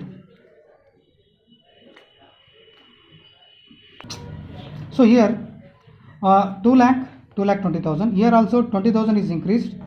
So 20,000 we treated as purchase. ಇಲ್ಲಿ 2 ಲಕ್ಷ ಇದೆ, 2,20,000 ಅಂದರೆ ನಮಗೇನು ಅನಿಸುತ್ತೆ, 70,000 ರೂಪಾಯಿ ಜಾಸ್ತಿ ಆಯಿತು. ಇಲ್ಲಿನೂ 80,000 1,20,000 ಆಯಿತು, 40,000 ರೂಪಾಯಿ ಜಾಸ್ತಿ ಆಯಿತು ಅಂದರೆ ಅರ್ಥ ಏನು, ಪರ್ಚೇಸ್ ಅಂತ ಅರ್ಥ. ನೆಕ್ಸ್ಟ್ ಮಷಿನರಿ ಕೂಡ ಹಾಗೆ 3,20,000, 3,44,000 ಇದು ಕೂಡ ಹಾಗೆ ಪರ್ಚೇಸ್ ಅಂತ ಕಾಣಿಸ್ತಾ ಇದೆ. But it is depend upon always adjustment. ಇದನ್ನೆಲ್ಲ ನೋಡಿದಾದ್ಮೇಲೆ ನಮಗೆ ಇನ್ಕ್ರೀಸ್ ಆಗಿದೆ ಅಂದ್ಕೊಂಡು ಪರ್ಚೇಸ್ ಅಂತ ಅಂದ್ಕೊಳ್ತೀವಿ, ಬಟ್ ಆ ಲೆಡ್ಜರ್ ಹಾಕಿದಾಗ ನಮಗೆ ಎಕ್ಸಾಕ್ಟ್ ಆಗಿ ಗೊತ್ತಾಗುತ್ತೆ. ಸೊ ನಮಗೆ ಅಡ್ಜಸ್ಟ್ಮೆಂಟ್ ಒಂದು ಇದೆ, ಯಾವುದ್ರ ಬಗ್ಗೆ, ಈ ಅಡ್ಜಸ್ಟ್ಮೆಂಟ್ ನಂಬರ್ 2 ಮಷಿನರಿ ಬಗ್ಗೆ ಒಂದು ಅಡ್ಜಸ್ಟ್ಮೆಂಟ್ ಇದೆ. ಸೊ 1,08,000 ಓಪನಿಂಗ್, 1,44,000 ಇದೆ. ಇವೆರಡು ಅಮೌಂಟನ್ನು ನಾವು ಮಷಿನರಿಗೆ ಆ್ಯಡ್ ಮಾಡಿ ತೋರಿಸಬೇಕಾಗುತ್ತೆ, ಪ್ರಾವಿಷನ್ ಫಾರ್ ಡಿಪ್ರಿಸಿಯೇಷನ್. ಸೊ 1,80,000 ಮತ್ತು ಈ 3,20,000ಗೆ ಆ್ಯಡ್ ಮಾಡಬೇಕು. ನೆಕ್ಸ್ಟ್ ಈ 3,44,000 ಪ್ಲಸ್ 1,44,000 ಆ್ಯಡ್ ಮಾಡಿಕೊಂಡು ನಾವು ಲೆಡ್ಜರನ್ನು ಪ್ರಿಪೇರ್ ಮಾಡಬೇಕು. I will present it on white board. ಇದನ್ನು ವೈಟ್ ಬೋರ್ಡಲ್ಲಿ ಪ್ರೆಸೆಂಟ್ ಮಾಡ್ತೀನಿ. This provision for depreciation must be added back to the machinery opening balance as well as closing balance. So opening balance is 3,20,000 plus 1,08,000. 3,44,000 plus 1,44,000 must be added in ledgers while we preparing ledgers. ಈ ಲೆಡ್ಜರ್ನ ಹಾಕಬೇಕಾದ್ರೆ ಈ ಐಟಮ್ಸನ್ನು add ಮಾಡಿ ತೋರಿಸಬೇಕಾಗುತ್ತೆ. ಇದನ್ನು ಮಾಡೋಣ. So ಇಲ್ಲಿ ಒಂದು ನೆನಪಿಟ್ಕೊಳ್ಳಿ, 80,000 ಇರೋದು 1,20,000 ಆಯಿತು ಅಂದರೆ 40,000 ರೂಪಾಯಿ ಪರ್ಚೇಸ್ ಆಯಿತು. ಈ ಬಿಲ್ಡಿಂಗು 2 ಲಕ್ಷ ಇರೋದು 2,20,000 ಆಯಿತು ಅಂದರೆ 20,000 ರೂಪಾಯಿ ಇಂಡೈರೆಕ್ಟ್ ಆಗಿ ನಮಗೆ ಪರ್ಚೇಸ್ ಅಂತ ಕಾಣುತ್ತೆ. ಇದಕ್ಕೆ ಅಡ್ಜಸ್ಟ್ಮೆಂಟ್ ಏನು ಕೊಟ್ಟಿಲ್ಲ. ಇನ್ ಕೇಸ್ ಡಿಪ್ರಿಸಿಯೇಷನ್ ಕೊಟ್ಟಿದ್ರೆ ನಾವು ಕಂಪಲ್ಸರಿ ಆಗಿ ಲೆಡ್ಜರನ್ನು ಹಾಕಬೇಕಾಗ್ತಿತ್ತು. ಇದನ್ನು ಡೈರೆಕ್ಟ್ ಆಗಿ without preparation of the ledger we can directly put under investing activities. ಇದನ್ನ ಇನ್ವೆಸ್ಟಿಂಗ್ ಆಕ್ಟಿವಿಟೀಸ್ ಎಲ್ಲ ಹಾಕೋಣ. ಪರ್ಚೇಸ್ ಸೇಲ್ಸ್ ಬಂದರೆ ನಿನ್ನೆ ನಾನು ಹೇಳಿದಾಗ ಫಾರ್ಮೆಟಲ್ಲಿ ಇನ್ವೆಸ್ಟಿಂಗ್ ಆಕ್ಟಿವಿಟೀಸ್ ಎಲ್ಲ ಡಿಸ್ಕ್ಲೋಸ್ ಮಾಡೋಣ. ನೆಕ್ಸ್ಟು ನೋಟ್ ನಂಬರ್ 6 ಇನ್ವೆಂಟ್ರಿ ಅಷ್ಟೇ ಇದೆ.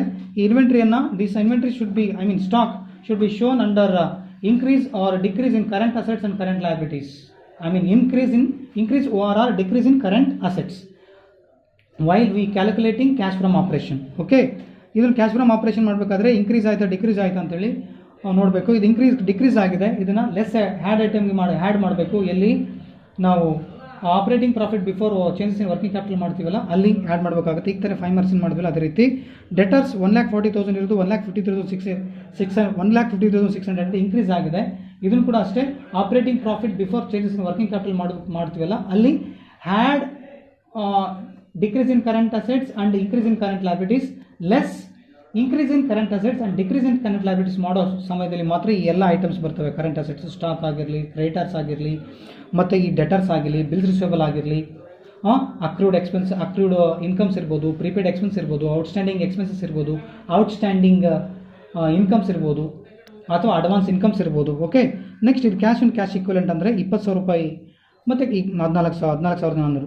ಈ 20,000 ಮತ್ತು 14,400 these two items should be shown after finding 3 items as per accounting standard 3 like operating activities, investing activities, financing activities. ಮೂರನ್ನು ಫೈಂಡ್ ಔಟ್ ಮಾಡಿದ್ಮೇಲೆ ಈ 2 ಐಟಮ್ನ ನಾವು ಲಾಸ್ಟಿಗೆ ಡಿಸ್ಕ್ಲೋಸ್ ಮಾಡಬೇಕು. Okay, next adjustment. During the year 1,04,000 was paid as dividend. It should be shown twice while we calculating fund from operation. Operating profit ಮಾಡೋ ಸಮಯದಲ್ಲಿ ಒಂದು ಸತಿ ಮಾಡಬೇಕು. ಆಮೇಲೆ ನಾವು ನೆಕ್ಸ್ಟ್ ಲಾಸ್ಟ್ಗೆ ಫೈನಾನ್ಸಿಂಗ್ ಇನ್ವೆಸ್ಟಿಂಗ್ ಆ್ಯಕ್ಟಿವಿಟೀಸ್ ಏನು ಮಾಡ್ತೀವಿ ಅಲ್ಲಿ ಹಾಕಬೇಕಾಗುತ್ತೆ. ಇದನ್ನು ಇನ್ನೊಂದು ಸರ್ ಹೇಳ್ತೀನಿ. One more time conclude this point. During the year 1,04,000 was paid as a dividend. It should be shown twice under non-operating expenses while we calculating fund from operation ORR operating profit before changes in working capital. Then it should be shown again a financing activities, third Roman. Okay, ಇದನ್ನು non operating expense ಕೆಳಗಡೆ ಒಂದು ಸಾರಿ ಮತ್ತು financing activities third Roman ಕೆಳಗಡೆ ಮತ್ತೆ ಇನ್ನೊಂದು ಸರಿ ತೋರಿಸಬೇಕಾಗುತ್ತೆ. ಇದನ್ನು ಹೇಳಿದ್ದೀನಿ just I said before few minutes ago regarding this one. This item must be added back to machineries, opening machinery and closing machinery. So here you are required to prepare cash flow statement as per AS3 according to the question paper. Okay, this is question. I will show you this answer on the whiteboard. I will present this on ಈ ಕ್ವಶನಿಗೆ ನಾನು white ಬೋರ್ಡಲ್ಲಿ present ಮಾಡ್ತೀನಿ. I will show this solution in the white board. So according to this question I will solve on the white board. ಈಗ ತಾನೇ question ಅನ್ನು explain ಮಾಡಿದ್ದೀನಿ. So ಆ question according to the question first you take down the question then follow the answer. Few seconds ago I have explained a question which is appeared in 2019 question paper for 15 marks. VSKB question paper. ಈಗ ತಾನೇ 15 marks question ಅನ್ನು VSKB question paper ಅಲ್ಲಿ ಬಂದಿರತಕ್ಕಂತ cash flow statement ಮೇಲೆ ಬಂದಿರತಕ್ಕಂತ question which is appeared 2019 question papers 2019 question paper of VSKB for 15 marks on cash flow statement. First take down the question and follow the video answer. Solution to that question. Look at this here working out. First here adjustment number 2 is given a provision for depreciation. So first write down the company meaning V Company Limited. So provision for depreciation on machinery. Opening balance is given in the question.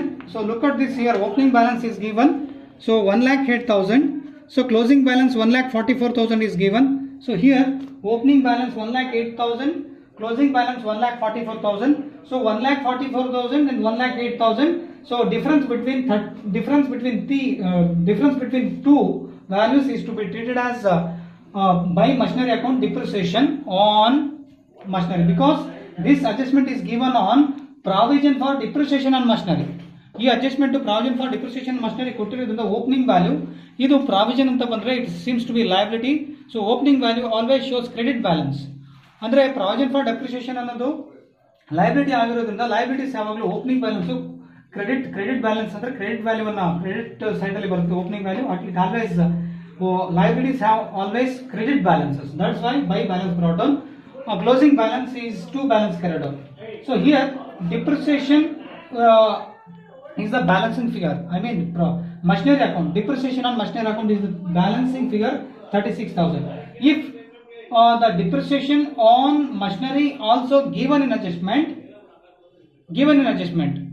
at that time the balancing figure will be, or balancing figure would be to profit and loss account, provision depreciation on depreciation of, I mean provision for depreciation or depreciation provision.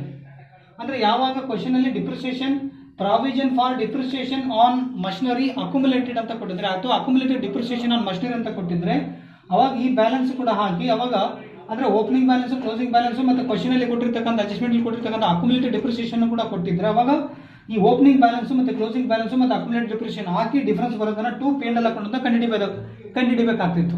Provision for depreciation ಅಥವಾ depreciation provision balancing figure ಬರ್ತಿತ್ತು. So ಇಲ್ಲಿ ಬರೀ opening provision for depreciation on machinery, closing provision for depreciation on machinery, provision for depreciation machinery ಕೊಟ್ಟಿರೋದ್ರಿಂದ balancing figure ಇದು ಬಂತು.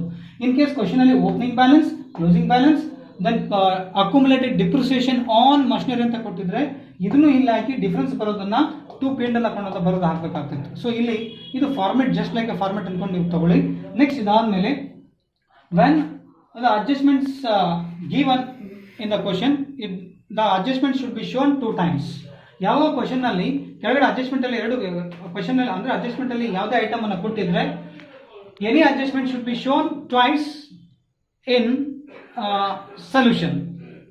Solution ಅಲ್ಲಿ ಎರಡು ಸರಿ ತೋರಿಸಬೇಕು. Example opening balance here, opening, next closing balance here, so added back to the machinery account, I mean machinery balances. So this is given in the question machinery note number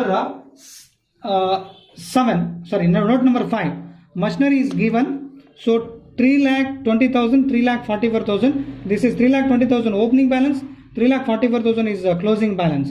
So these two items I have presented here. Opening 3,20,000, closing 3,44,000, then added back to the provision for depreciation. Closing, opening here, opening balance to balance brought down because these assets, machinery is an asset. Assets always have debit balance. That's why to balance brought down. Liabilities closing balance ಅಂದ್ರೆ liabilities opening balance credit side ಬಂದ್ರೆ assets opening balance debit side ಬರುತ್ತೆ, closing balance credit side ಬರುತ್ತೆ. So ಇಲ್ಲಿ ಇದೇ amount ಅನ್ನು ನಾವು ಇಲ್ಲಿ ಮತ್ತೆ ಟ್ರಾನ್ಸ್ಫರ್ ಮಾಡಬೇಕು. Provision for dip on machinery, provision for depreciation on machinery, as usual I transferred from here to here. Then 4,28,000, 36,000, these are as usual given in the question. ಇವೆಲ್ಲ question ಅಲ್ಲಿ ಕೊಟ್ಟಿರ್ತಕ್ಕಂಥ ಐಟಮ್ಸ್. ಇದು opening machinery, ಇದು closing machinery, ಇದು opening provision for depreciation, ಇದು closing provision for depreciation given in adjustment number 2. Adjustment number 2 ಅಲ್ಲಿ ಕೊಟ್ಟಿದ್ದಾರೆ, ನೋಡ್ಬೇಕು ನೀವು. ಫಸ್ಟ್ ಕ್ವಶನ್ ಬರ್ಕೊಂಡ್ರೆ ಅರ್ಥ ಆಗುತ್ತೆ. ನೆಕ್ಸ್ಟ್ ಈ 4,88,000, ಈ 4,88,000 credit side is more than debit side ಆಗುತ್ತೆ. So 4,88,000 minus 4,28,000 minus 36,000. The balance will be to cash or bank account is the balance figure. It means purchase. This purchase amount should be shown under investing activities. Roman number 2. Roman number 2. Look at this. I have write down here. Purchase of machinery as per the working note 24,000 within the bracket. It means the figures in the parenthesis indicates that outflow of cash. The figures within the bracket it seems that outflow of cash. This item as per the working note from I have transferred from here to here. This is over 2 times. Here 1 times, here 2 times. Okay. Next same also here ಇದು this balance ಅಂದರೆ ಈ adjustment ಅಲ್ಲಿ ಬಂದಿರತಕ್ಕಂಥ ಅಂದರೆ ನಾವು find out ಮಾಡಿರ್ತಕ್ಕಂಥ item ಅನ್ನ adjustment ಅಲ್ಲಿ ಬಂದ್ರೆ 2 ಸರಿ ತೋರಿಸಬೇಕು ಅಂತ ಹೇಳಿದ್ರೆ ಇದು ಇಲ್ಲೊಂದೆಲ್ಲ ಆಯಿತು ಇಲ್ಲೊಂದೆಲ್ಲ ಆಯಿತು ಇದಿಲ್ಲೊಂದೆಲ್ಲ ಆಯಿತು ಇದಿಲ್ಲೊಂದು ಕ್ಲಿಯರ್ ಆಯಿತು. ಈಗ ಡಿಫ್ರೆನ್ಸ್ ಬಂದು 24,000 ಎಲ್ಲಿ ತೋರಿಸಿದ್ವಿ ಡೈರೆಕ್ಟ್ ಆಗಿ cash flow statement as per accounting standard 3 ಕೆಳಗಡೆ ಕ್ಯಾಶ್ ಫ್ಲೋ ಫ್ರಮ್ ಇನ್ವೆಸ್ಟಿಂಗ್ ಆಕ್ಟಿವಿಟೀಸ್ಗೆ ಹೋಯ್ತು. ನೆಕ್ಸ್ಟ್ ಇದಾದ ನಂತರ ಇದು these are the working notes, essential working notes. Next look at this cash flow statement as per AS3. Cash flow statement as per AS3. So first classification or cash flow activities as per accounting standard 3. Accounting standard 3 ಪ್ರಕಾರ cash flow statement ಅನ್ನು 3 ಭಾಗಗಳನ್ನಾಗಿ ಮಾಡಿದೆ. ಒಂದು cash flows from operating activities. First year profit made during the year. This is the balance I took from reserve and surplus. Reserve and surplus P&L account. Look at this here. Opening P&L account 1,92,000. Closing P&L account 1,96,000. No, note number 2. 1,96,000 minus 1,92,000. The balance will be 4,000 is to be treated as a profit. Next, had adjustments cash and non-cash funds. Here dividend paid during the year. Adjustment number 1.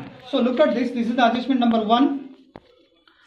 Given in the question, adjustment number 1, during the year rupees 1,04,000 was paid as dividend.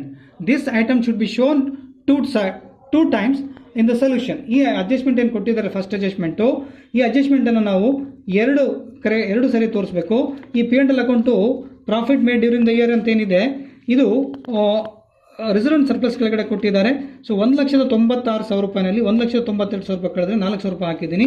ಈಗ dividend 1,04,000 ರೂಪಾಯಿ ಇಲ್ಲಿನೂ ತೋರಿಸಿ, ಅಂದರೆ ನಾನ್ fund items non cash ಐಟಮ್ಸಲ್ಲಿ ಇಲ್ಲಿ ಒಂದ್ಸಲಿ ತೋರಿಸಿ 1,04,000 ಅನ್ನು ಮತ್ತೆ ಇಲ್ಲಿ ತೋರಿಸ್ಬೇಕಾಗುತ್ತೆ. ಇಲ್ಲಿ cash flow from financing activities dividend paid during the year.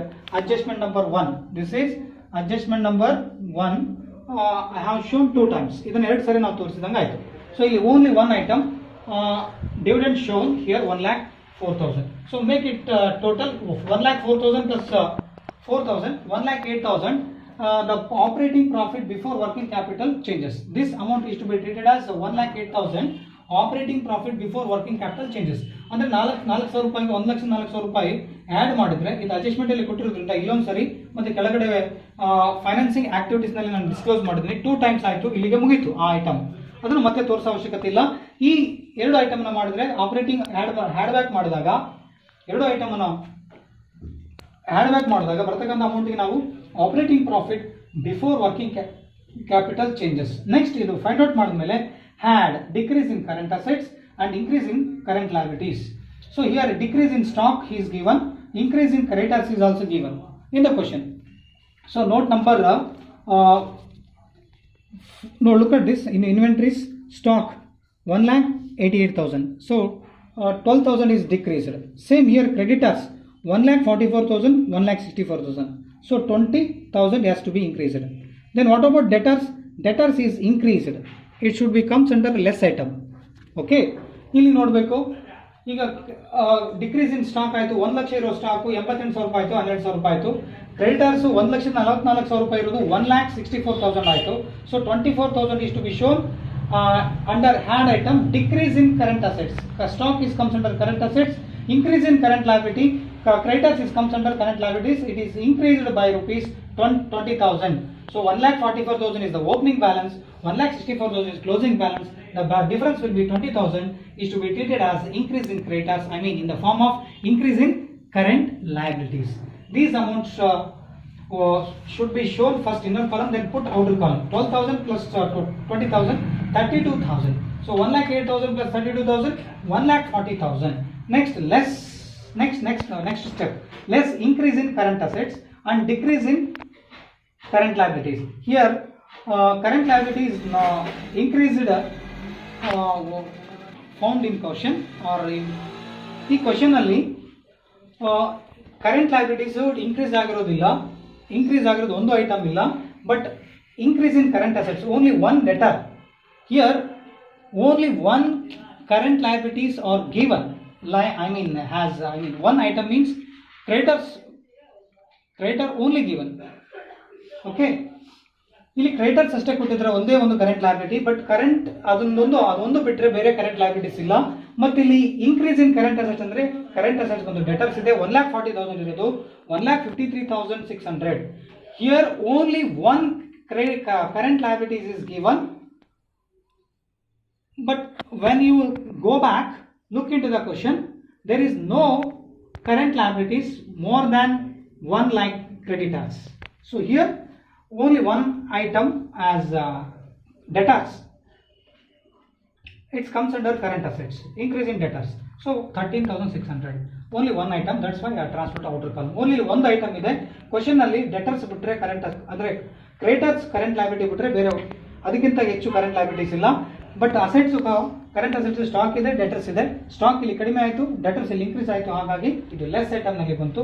So direct ಆಗಿ 1,40,000 ಅಲ್ಲಿ 13,600 ಅನ್ನ ಮೈನಸ್ ಮಾಡಿದ್ರೆ ನಿಮಗೆ ಬರ್ತಕ್ಕಂಥದ್ದು net cash flow from operating activities. In case income tax ಏನಾದರೂ ಕ್ವಶನ್ ಅಲ್ಲಿ ಕೊಟ್ಟಿದ್ರೆ, if the question have or had if the question had income tax or taxes during the year, the tax should be deducted from 1,26,400. Then after deducting income tax, the balance should be treated as net cash flow from operating activities. Net cash flow from operating activities. Net cash flow from operating activities after deducting income tax 1,26,400. This is first Roman or first point, I mean first classification over. Next, second classification, cash flow from investing activities. Investing means purchase or sales. Purchase of any assets, sale of any assets is comes under investing activities. Here purchase of machinery as per working note I have shown already here machinery account. So purchase on cash or bank account. Here cash or bank account is here 24,000. It means purchase. This is the balance figure. This amount I have shown here. ಅಲ್ಲಿ ಇರ್ತಕ್ಕಂಥ amount ಅನ್ನು ಇಲ್ಲಿ ತೋರಿಸಿದ್ದೀನಿ. Next purchase of building, purchase of land.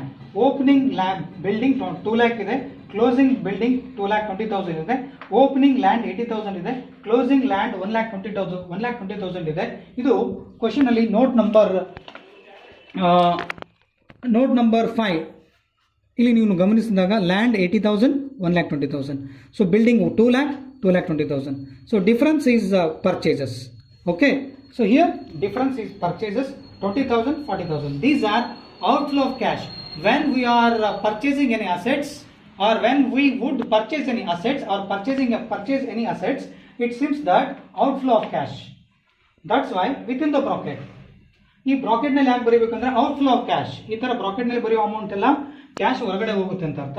So ಇದಿಷ್ಟು amount total ಮಾಡಿದ್ರೆ 24,000 plus 20,000 plus 40,000, 84,000 net cash flow from investing activities. Bracket, within bracket means minus figures, so negative values. So put outer column. Next, third activity or third Roman, cash flow from financing activities. Loan from the company, repayment of loan. These are given in note number 3. Look at this, note number 3. Loan from the company, opening value is not given, but closing value 80,000 is given. Loan from bank 1,24,000 plus 1 lakh is given. So here opening values doesn't given. It seems that issue of loan from bank or company. ಅಂದರೆ opening balance loan from company ಕೊಟ್ಟಿಲ್ಲ ಅಂದರೆ closing ಅಷ್ಟೇ ಕೊಟ್ಟಿದ್ರಿಂದ ಅರ್ಥ ಏನು, ಅದು issue of lone from ಬ್ಯಾಂಕನಿ. ಹಾಗಾಗಿ issue of lone means ಬ್ಯಾಂಕಿನಿಂದ ಹಣ ಬಂದಿದೆ. ಸೊ ಇದು ಪಾಸಿಟಿವ್ ಸೆನ್ಸ್, ಅಂದರೆ ಇನ್ಫ್ಲೋ ಆಫ್ ಕ್ಯಾಶ್. ಅದೇ ಥರ ಲೋನ್ ಫ್ರಮ್ ಬ್ಯಾಂಕ್ 1,24,000 ರೂಪಾಯಿ ಬ್ಯಾಂಕಲ್ಲಿ ಸಾಲ ಇದೆ, 1 ಲಕ್ಷ ರೂಪಾಯಿ ಆಗಿದೆ ಅಂದರೆ ಮರುಪಾವತಿ 24,000 ರೂಪಾಯಿ ಸಾಲ ಕಟ್ಟಲಾಗಿದೆ, ಅಂದರೆ ಔಟ್ಫ್ಲೋ ಕ್ಯಾಶ್ ಹೊರಗಡೆ ಹೋಗಿದೆ. ಮೈನಸಿಂಗ್ ಫಿಗರ್ ಇದು 80,000 ಇದೆಲ್ಲ, ಇದು plus figure, I mean positive value. This is negative value. 1,24,000 ಇರೋ ಸಾಲ ವರ್ಷದ ಕೊನೆಗೆ 1 ಲಕ್ಷ ರೂಪಾಯಿ ಆಯ್ತು ಅಂದರೆ 24,000 ರೂಪಾಯಿ ಕಡಿಮೆ ಆಯಿತು. ಅದು ಸಾಲವನ್ನು 24,000 ರೂಪಾಯಿ ತೀರಿಸಿವಂದ್ರೇನು ಕ್ಯಾಶು ನಮ್ಮ ಬಿಸ್ನೆಸ್ ಎಂಟರ್ಪ್ರೈಸಸ್ಸಿಂದ ಹೊರಗಡೆ ಹೋಗಿದೆ, ಹಾಗಾಗಿ ಮೈನಸ್ ಫಿಗರ್, ಇದು plus figure. Okay, observe that loan from the company 80. So here repayment of loan means 1,24,000 becomes 1 lakh. It means 24,000 repayment. Okay, 24,000 ರೂಪಾಯಿ ರೀಪೇಮೆಂಟ್ ಆಯಿತು. ಇದು ಬ್ರಾಕೆಟ್ನಾಗ ಹಾಕು ಕ್ಯಾಶ್ ಹೊರಗಡೆ ಹೋದಾಗೆ. ಇದು 80,000 ರೂಪಾಯಿ ಕ್ಯಾಶು ಬ್ಯಾಂಕ್ ಅಂದರೆ ಕಂಪನಿಯಿಂದ ಲೋನ್ ರೂಪದಲ್ಲಿ ಬಂದಿರೋದು. ಈ 1,04,000 ರೂಪಾಯಿ adjustment number 1 dividend pay during the year ಅಂದರೆ ಅಡ್ಜಸ್ಟ್ಮೆಂಟಲ್ಲಿ ಏನು ಕೊಟ್ಟಿದ್ದಾರಲ್ವಾ, ಸೊ ಅಡ್ಜಸ್ಟ್ಮೆಂಟಲ್ಲಿ ಕೊಟ್ಟಿರೋದನ್ನು 2 ಸರಿ ತೋರಿಸಿದ್ದಾಯಿತು. ಇನ್ನೊಂದ್ಸರಿ ತೋರಿಸ್ತೀನಿ. During the year rupees 1,04,000 was paid as dividend. So here 1,04,000 I have shown first here adjustments cash or non-cash funds. Here I have shown here, then along with under financing activities. Though this is outflow of cash. Yaವಾಗ ನಾವು when we are paying dividend towards the shareholders, it seems that outflow of cash. ಯಾವಾಗ ನಾವು dividend ಅನ್ನ ಷೇರುದಾರರಿಗೆ ಹೊರಗಡೆ ಹಣವನ್ನು ಲಾಭಾಂಶವನ್ನು ಹಂಚ್ತೀವಲ್ಲ, ಅದು cash ಹೊರಗಡೆ ಹೋದ ಹಾಗೆ. ಸೊ ಹಾಗಾಗಿ with in the bracket means minus value or outflow of cash. Here 80,000 is plus balance. Here 24,000 plus 1 lakh. Make these totals. 24 plus 1,04,000. 1,28,000. 1,28,000 minus 80,000. Here minus value is higher than plus value. ಇಲ್ಲಿ plus value 80,000 ರೂಪಾಯಿ ಇದೆ, but ಇವೆರಡು minus value. ಬ್ರಾಕೆಟ್ನಾಗಿರೋವೆಲ್ಲ minus value ಅಂತ ಅನ್ಕೋಬೇಕು. Minus value ಅಂತ ಹೇಳಿದ್ರೆ 24,000 plus 1,04,000 total ಮಾಡಿದ್ರೆ 1,28,000 ಆಯಿತು. ಈ 1,28,000 ರೂಪಾಯಿದಾಗ ಪ್ಲಸ್ 80,000 ರೂಪಾಯಿ ಕಳೆದ್ರೆ ಮೈನಸ್ 1,28,000 ಮೈನಸ್ ಅಂದರೆ ಇದು 80,000 ರೂಪಾಯಿನ ಸಬ್ಟ್ರಾಕ್ಟ್ ಮಾಡಿದಾಗ ಮೈನಸ್ ಉಳಿತೈತೆ 48,000. So minus value is higher than plus value. So ಹಾಗಾಗಿ ಮೈನಸ್ 48,000 ರೂಪಾಯಿ ಉಳಿತು. So net cash flow from financing activities ಅಂದರೆ ಬ್ರಾಕೆಟ್ನಾಗ ಇರೋದು ಮೈನಸ್ ವ್ಯಾಲ್ಯೂ, ಬ್ರಾಕೆಟ್ನಾಗ ಬಿಟ್ಟು ಇರೋದು ಹೊರತುಪಡಿಸಿರ್ತಕ್ಕಂಥದ್ದು ಪ್ಲಸ್ ವ್ಯಾಲ್ಯೂ. ಇಲ್ಲಿ ಮೈನಸ್ ವ್ಯಾಲ್ಯೂ ಜಾಸ್ತಿ ಇದೆ, ಮೈನಸ್ ವ್ಯಾಲ್ಯೂ ಅಲ್ಲಿ ಪ್ಲಸ್ ವ್ಯಾಲ್ಯೂ ಕಳೆದ್ರೆ 48,000 ರೂಪಾಯಿ ಮೈನಸ್ ವ್ಯಾಲ್ಯೂ ಉಳಿತು. ಇದನ್ನ ಔಟರ್ ಕಾಲಮ್ ಹಾಕಬೇಕು. ಈಗ 1,26,000 1,26,400 ಮೈನಸ್ 84,000 ಮೈನಸ್ 48,000 ಇವೆರಡನ್ನು ನೀವು ಟೋಟಲ್ ಮಾಡಿದ್ರೆ, so here 1,32,000. So 1,32,000 within the bracket. 1,34,000 whichever is higher, minus value is higher than plus value. Under minus value 1,30,000 minus value is 1,24,000 plus value is 1,26,400. The balance will be minus 5,600. Minus 5,600 is to be seems to be negative value. ಅಂದರೆ ಇಲ್ಲಿ minus value 1,32,000 ರೂಪಾಯಿ ಇದೆ. 1,32,000 ರೂಪಾಯಿನಲ್ಲಿ plus ಅಂದರೆ ಸಂಕಲನ ಚಿಹ್ನೆ ಹೊಂದಿರತಕ್ಕಂಥ 1,26,400 ರೂಪಾಯಿ ಕಳೆದಾಗ ನಿಮಗೆ ಮೈನಸ್ ಅಂದರೆ ವಿತಿನ್ ಬ್ರಾಕೆಟ್ನಲ್ಲಿ ಇರೋ ವ್ಯಾಲ್ಯೂ ಬಂತು ಮೈನಸ್ 5,600. ಇದು net decrease in cash and cash equivalent.